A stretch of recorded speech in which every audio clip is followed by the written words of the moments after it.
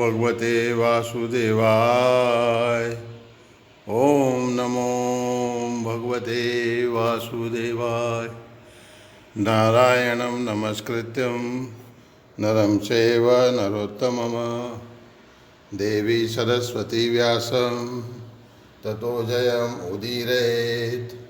नष्टप्रायेषु भद्रेषु नित्यं भागवत सेवया भगवतोत्तम श्लोके भक्तिर्भवति नैष्टिकी। कृष्णाय वासुदेवाय देवकी नंदनाय च नंदगोपकुमाराय गोविंदाय नमो नमः। श्री कृष्ण चैतन्य प्रभु नित्यानंद श्री अद्वैत गदाधर श्रीवासादि गौर भक्तिवृंद। हरे कृष्ण कृष्ण कृष्ण हरे हरे, हरे राम राम राम हरे हरे। हरे कृष्ण कृष्ण कृष्ण हरे हरे, हरे राम राम राम हरे हरे। हरे कृष्ण कृष्ण कृष्ण हरे हरे, हरे राम राम राम हरे हरे। हरे कृष्ण। श्रीमद् भागवतम एकादश स्कंद अध्याय 28 ज्ञान योग। भगवान ने कहा, प्रकृति तथा भोक्ता आत्मा परम सत्य पर आश्रित है। अतः मनुष्य को किसी अन्य व्यक्ति के स्वभाव तथा कर्मों की न तो प्रशंसा न ही आलोचना करनी चाहिए। जो भी व्यक्ति दूसरों के गुणों तथा आचरण की प्रशंसा करता है या आलोचना करता है, वह मायामय द्वैतों में फंसने के कारण उत्तम हिस्से शीघ्र विफल हो जाएगा। जिस तरह देहधारी आत्मा की इंद्रियां स्वप्न देखने के ब्रह्म या मृत्यु जैसी गहरी निद्रावस्था के द्वारा परास्त हो जाती है, उसी तरह भौतिक द्वंद्व का अनुभव करने वाले व्यक्ति को मोह तथा मृत्यु का सामना करना पड़ता है। जो कुछ भौतिक शब्दों से व्यक्त किया जाता है या मन के द्वारा ध्यान किया जाता है, वह चरम सत्य नहीं है। अतएव देह के इस असार जगत में वस्तुतः क्या अच्छा या क्या बुरा है और ऐसे अच्छे तथा बुरे की मात्रा को कैसे मापा जा सकता है। यद्यपि छायाएँ, प्रतिध्वनियाँ तथा मृग मरीचिकाएँ अपनी असली वस्तुओं के भ्रामक प्रतिबिंब ही होती हैं, किंतु ये प्रतिबिंब अर्थपूर्ण या गेय भाव का सा दृश्य उत्पन्न करते हैं। इसी तरह यद्यपि शरीर, मन तथा अहंकार के साथ बद्ध जीव की पहचान भ्रामक है, किंतु यह पहचान मृत्यु पर्यंत उसके भीतर भय उत्पन्न करती रहती है। एकमात्र परमात्मा ही इस जगत के परम नियंता तथा सृष्टा हैं, जो समस्त जगत का आत्मा स्वरूप है। वह पालन भी करता है और पालित भी होता है, हरता है और हरा भी जाता है। यद्यपि परमात्मा हर वस्तु से तथा हर किसी से पृथक है, किंतु कोई अन्य जीव उनसे पृथक रूप में निश्चित नहीं किया जा सकता। 3 प्रकार की प्रकृति के जो उनके भीतर देखी जाती है, प्राकट्य का कोई वास्तविक आधार नहीं है। प्रत्युत तुम यह समझ लो कि 3 गुणों वाली यह प्रकृति उनकी माया शक्ति का ही प्रतिफल है।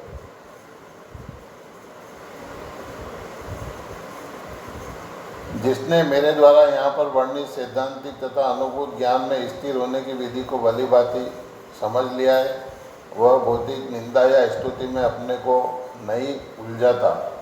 वह इस जगत में सूर्य की तरह सर्वत्र स्वतंत्र होकर विचरण करता है।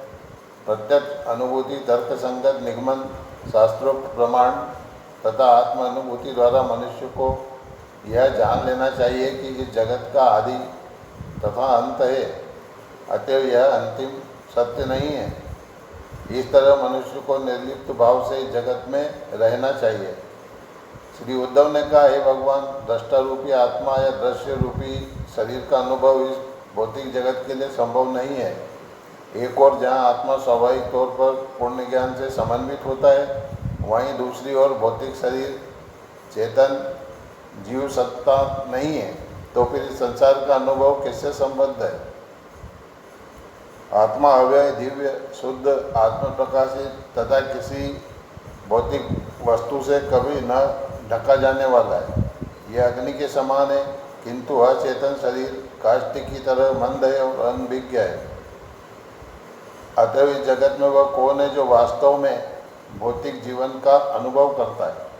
भगवान ने कहा, जब तक आत्मा भौतिक शरीर इंद्रियों तथा प्राण के प्रति आकृष्ट रहता है, तब तक उसका भौतिक अस्तित्व विकसित होता रहता है।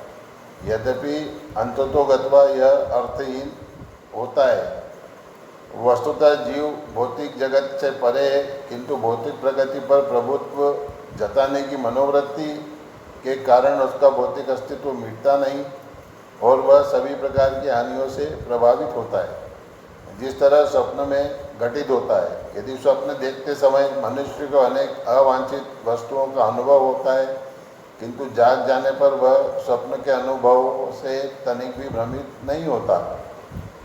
शोक हर्ष भय क्रोध लोभ मोह लालसा के साथ साथ जन्म तथा मृत्यु मिथ्या अहंकार के अनुभव है, शुद्ध आत्मा के नहीं। जीव झूठे ही अपने पहचान शरीर इंद्रियों प्राण तथा मन से करता है और इन आवरणों के भीतर रहता है। वह अपने ही बद्ध भौतिक गुणों एवं कर्मों का रूप धारण करता है और विविध उपाधियां ग्रहण करता है। इस तरह वह परम काल के कठोर नियंत्रण में संसार के भीतर इधर उधर दौड़ता है। यद्यपि मिथ्या अहंकार का कोई यथार्थ आधार नहीं है, किंतु यह अनेक रूपों में देखा जाता है, यथा मन वाणी प्राण तथा शारीरिक कार्यों के रूप में। किंतु प्रामाणिक गुरु की उपासना के द्वारा तेज की हुई ज्ञान रूपी तलवार से गंभीर साधु इस मिथ्या पहचान को काट देता है और इस जगत में समस्त भौतिक आसक्ति से मुक्त होकर रहने लगता है। असली आध्यात्मिक ज्ञान तो आत्मा और पदार्थ के अंतर पर आधारित होता है और इसका अनुशीलन शास्त्रों के प्रमाण तपस्या प्रत्यक्ष अनुभूति पुराणों के ऐतिहासिक वृत्तांतों के संग्रहण तथा तार्किक निष्कर्षों द्वारा किया जाता है। परम सत्य जो अकेला इस ब्रह्मांड की सृष्टि के पूर्व विद्यमान था और जो इसके संहार के बाद भी बचा रहेगा, वही काल तथा परम कारण भी है। इस सृष्टि के मध्य में भी एकमात्र परम सत्य ही वास्तविक यथार्थ है। जिस तरह सोने की वस्तुएं तैयार होने के पूर्व एकमात्र सोना रहती है और जब ये वस्तुएं नष्ट हो जाती है तो भी एकमात्र सोना बचा रहता है और विविध नामों से व्यवहार में लाए जाने पर भी एकमात्र सोना ही अनिवार्य सत्य होता है, उसी तरह इस ब्रह्मांड की सृष्टि के पूर्व, इसके संहार के बाद और इसके अस्तित्व के समय केवल मैं विद्यमान रहता हूँ। भौतिक मन चेतना की तीन अवस्थाओं जागृत सुक्ति तथा सुसुप्ति में प्रकट होता है, जो प्रकृति के तीन गुणों से उत्पन्न है। फिर मन तीन भिन्न भिन्न भूमिकाओं में दृष्टा दृश्य तथा अनुभूति के नियामक रूप में प्रकट होता है। इस तरह मन तीनों उपाधियों में लगातार विविध प्रकारों से प्रकट होता है, किंतु इन सबसे भिन्न एक चौथा तत्व भी विद्यमान रहता है और वही परम सत्य होता है, जो भूतकाल में विद्यमान नहीं था और भविष्य में भी विद्यमान नहीं रहेगा। उसका इसकी पूरी अवधि में कोई अस्तित्व नहीं होता, वह केवल ऊपरी उपाधि होता है। मेरे मत में जो कुछ सृजित किया जाता है वह किसी अन्य वस्तु से उद्घाटित किया जाता है, अंततः वही एकमात्र अन्य वस्तु होता है। वास्तव में विद्यमान न होते हुए भी रजोगुण से उत्पन्न रूपांतरों की यह अभिव्यक्ति सत्य प्रतीत होती है, क्योंकि स्वयं व्यक्त स्वयं प्रकाशित परम सत्य अपने को नाना प्रकार की इंद्रियों इंद्रिय विषयों मन तथा शरीर के तत्वों के रूप में प्रकट करता है। इस तरह विवेकशील तर्क द्वारा परम सत्य की अनन्य स्थिति को अच्छी तरह समझकर मनुष्य को चाहिए कि पदार्थ से अपनी गलत पहचान का दक्षता से निषेध करें और आत्मा की पहचान विषयक सारे संशयों को छिन्न भिन्न कर डालें। आत्मा के स्वाभाविक आनंद से तुष्ट होते हुए मनुष्य को भौतिक इंद्रियों के काम वासनामय कार्यों से दूर रहना चाहिए। पृथ्वी से बना भौतिक शरीर असली आत्मा नहीं है, न ही इंद्रियां उनके अधिष्ठाता देवता या प्राणवायु, न बाह्य वायु, जल अथवा अग्नि या मन ही है। ये सब तो महत्व पदार्थ हैं। इसी तरह न तो मनुष्य की बुद्धि, न भौतिक चेतना, न अहंकार, न ही आकाश या पृथ्वी के तत्व, न ही इंद्रिय अनुभूति के विषय, न भौतिक साम्य की आदि अवस्था ही को आत्मा की वास्तविक पहचान माना जा सकता है। जिसने मेरी पहचान भगवान के रूप में कर ली है, उसके लिए इसमें क्या श्रेय रखा है? यदि उसकी इंद्रियां जो गुणों से उत्पन्न है ध्यान में पूरी तरह एकाग्र हो, दूसरी ओर इसमें कौन सा कलंक लगता है यदि उसकी इंद्रियां चलायमान होती है? निस्संदेह इससे सूर्य का क्या बनता बिगड़ता है यदि बादल आते और जाते हैं। आकाश अपने में से होकर गुजरने वाली वायु, अग्नि, जल तथा पृथ्वी के विविध गुणों को और उसी के साथ उष्मा तथा शीत के गुणों को भी प्रदर्शित कर सकता है, जो ऋतुओं के अनुसार निरंतर आते जाते रहते हैं। फिर भी आकाश कभी भी इन गुणों के साथ उलझता नहीं। इसी प्रकार परम सत्य सतो, रजो तथा तमो गुणों के दूषणों से कभी बनता नहीं, क्योंकि ये मिथ्या अहंकार का भौतिक विकार उत्पन्न करने वाले हैं। मनुष्य जब तक दृढ़तापूर्वक मेरी भक्ति का अभ्यास करके अपने मन से भौतिक काम वासना के कलमश को पूरी तरह निकाल नहीं फेंकता है, तब तक उसे इन भौतिक गुणों की संगति करने में सावधानी बरतनी चाहिए, जो मेरी माया शक्ति द्वारा उत्पन्न होते हैं। जिस तरह ठीक से उपचार न होने पर रोग फिर से लौट आता है और रोगी को बारंबार कष्ट देता है, उसी तरह यदि मन को विकृत प्रवृत्तियों से पूरी तरह शुद्ध नहीं कर लिया जाता तो वह भौतिक वस्तुओं में लिप्त रहने लगता है और अपूर्ण योगी को बारंबार तंग करता है। कभी कभी अपूर्ण योगी की उन्नति पारिवारिक सदस्यों, शिष्यों अथवा अन्यों के प्रति आसक्ति के कारण रुक जाती है, क्योंकि ऐसे लोग इसी प्रयोजन से ईर्ष्यालु देवताओं द्वारा भेजे जाते हैं। किंतु अपनी संचित उन्नति के बल पर ऐसे अपूर्ण योगी अगले जन्म में अपना योगाभ्यास फिर चालू कर देते हैं। वे फिर कभी सकाम कर्म के जाल में नहीं फंसते।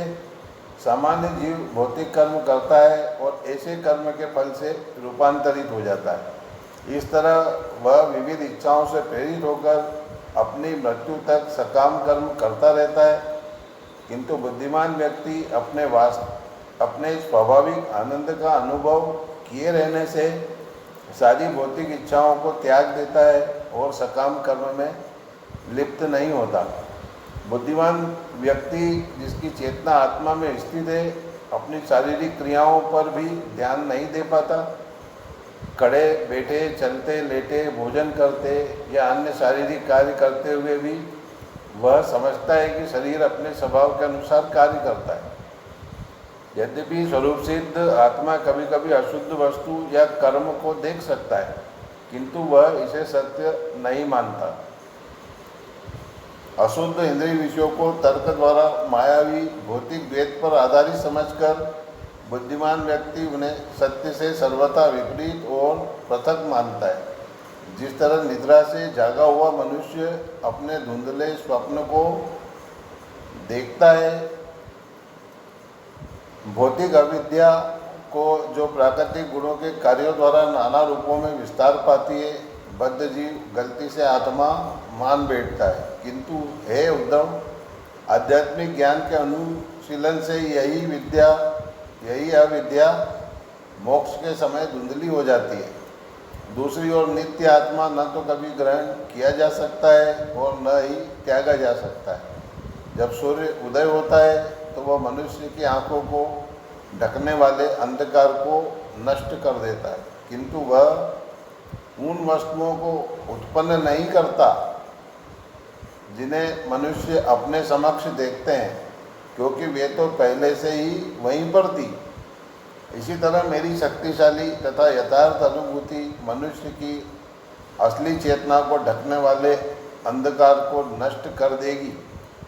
परमेश्वर सदा प्रकाशित, अजन्मा तथा अप्रमेय है। वे शुद्ध दिव्य चेतना है और हर वस्तु का अनुभव करते हैं। वे अद्वितीय हैं और जब सामान्य शब्द काम करना बंद कर देते हैं तभी उनकी अनुभूति होती है। उनके द्वारा वाक शक्ति तथा प्राणों को गति प्राप्त होती है। आत्मा में जो भी ऊपरी द्वैत अनुभव किया जाता है वह केवल मन का संशय होता है। दरअसल अपने ही आत्मा से पृथक ऐसे कल्पित द्वैत के ठहर पाने का कोई आधार नहीं है। 5 भौतिक तत्वों का द्वैत केवल नामों और रूपों में ही देखा जाता है। जो लोग कहते हैं कि यह द्वैत असली है वे छद्म पंडित हैं और वस्तुतः बिना आधार के व्यर्थ ही तरह तरह के सिद्धांत प्रस्तावित करते रहते हैं। अपने अभ्यास में अभी तक परिपक्व न होने वाले प्रयत्नशील योगी का शरीर कभी कभी विविध उत्पातों की चपेट में आ सकता है। अतएव निम्नलिखित विधि संस्तुत की जाती है। इनमें से कुछ व्यवधानों को योगिक ध्यान द्वारा या शारीरिक आसनों के द्वारा, जिनका अभ्यास प्राणायाम में एकाग्रता के साथ किया जाता है, दूर किया जा सकता है। और अन्य व्यवधानों को विशेष तपस्याओं, मंत्रों या जड़ी बूटियों से बनी औषधियों द्वारा दूर किया जा सकता है। इन अशुभ उत्पादों को मेरा स्मरण करके, मेरे नामों का सामूहिक श्रवण और संकीर्तन करके या योग के महान स्वामियों के पद चिन्हों पर चलकर धीरे धीरे दूर किया जा सकता है। कुछ योगी जन विविध उपायों से शरीर को रोग तथा वृद्धावस्था से मुक्त कर लेते हैं और उसे स्थायी रूप से तरुण बनाए रखते हैं। इस तरह वे भौतिक योग सिद्धियां पाने के उद्देश्य से योग में प्रवृत्त होते हैं। जो लोग दिव्य ज्ञान में पटु हैं वे इस योग की शारीरिक सिद्धि को अत्यधिक महत्व नहीं देते। दरअसल वे ऐसी सिद्धि के लिए किए गए प्रयास को व्यर्थ मानते हैं, क्योंकि आत्मा तो वृक्ष के सदृश स्थायी है, किंतु शरीर वृक्ष के फल की तरह विनाशशील है। यद्यपि योग की विभिन्न विधियों से शरीर सुधर सकता है, किंतु बुद्धिमान व्यक्ति जिसने अपना जीवन मुझे समर्पित कर दिया है, योग के द्वारा शरीर को पूर्ण बनाने पर अपनी श्रद्धा नहीं दिखलाता और वास्तव में वह ऐसी विधियों को त्याग देता है।